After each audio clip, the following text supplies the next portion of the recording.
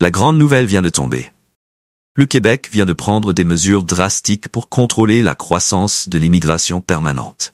Et c'est un véritable coup de tonnerre pour tous ceux qui envisagent de s'installer dans la belle province. Si vous pensiez que la porte de l'immigration était grande ouverte, attendez de découvrir les nouvelles règles imposées par le gouvernement. Ces décisions, qui touchent les diplômés internationaux et les travailleurs qualifiés, pourraient bien bouleverser tous vos projets.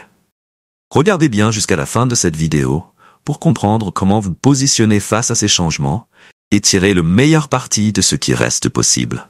Et bien sûr, avant d'aller plus loin, n'oubliez pas de vous abonner à notre chaîne Entreprendre et voyager. Vous ne voudrez pas manquer nos prochains conseils et astuces pour naviguer dans le monde de l'immigration, surtout avec ces nouvelles règles qui s'annoncent complexes. Allez, abonnez-vous et rejoignez notre communauté d'aventuriers et d'entrepreneurs. Question du jour. Pensez-vous que ces nouvelles mesures vont freiner l'immigration au Québec? Répondez dans les commentaires et on en discutera à la fin de la vidéo. Alors que s'est-il vraiment passé? Le ministre de l'Immigration du Québec, M. Jean-François Roberge, vient de présenter le plan d'immigration pour 2025.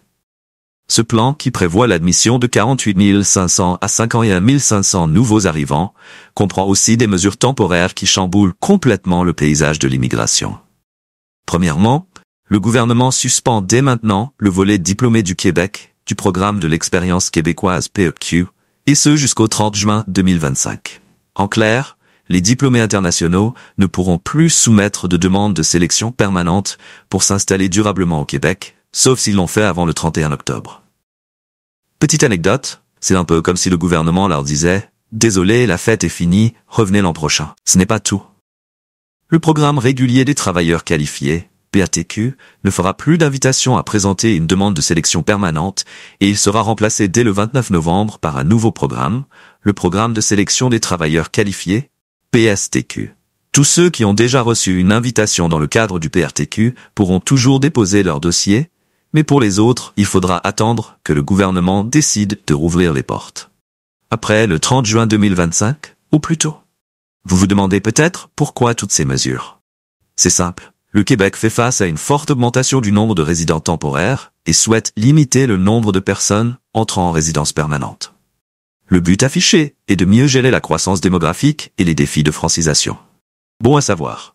Ces restrictions ne touchent pas les travailleurs temporaires du volet PEQ.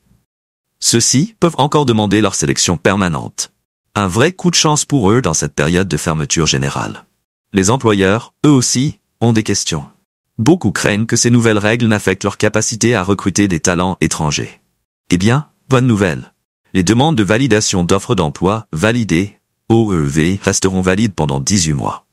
Les employeurs peuvent donc souffler un peu, car ils pourront encore proposer des postes et se préparer pour la reprise des invitations après juin 2025. En attendant, le ministère continue de recevoir et de traiter les demandes de validation, donc pas de panique côté employeur. En résumé, cette suspension des programmes d'immigration permanente signifie que le Québec prend un virage pour mieux ajuster son immigration aux besoins économiques et linguistiques de la province. À tous ceux qui avaient le rêve de s'établir ici, ces mesures peuvent sembler dures, mais elles sont temporaires.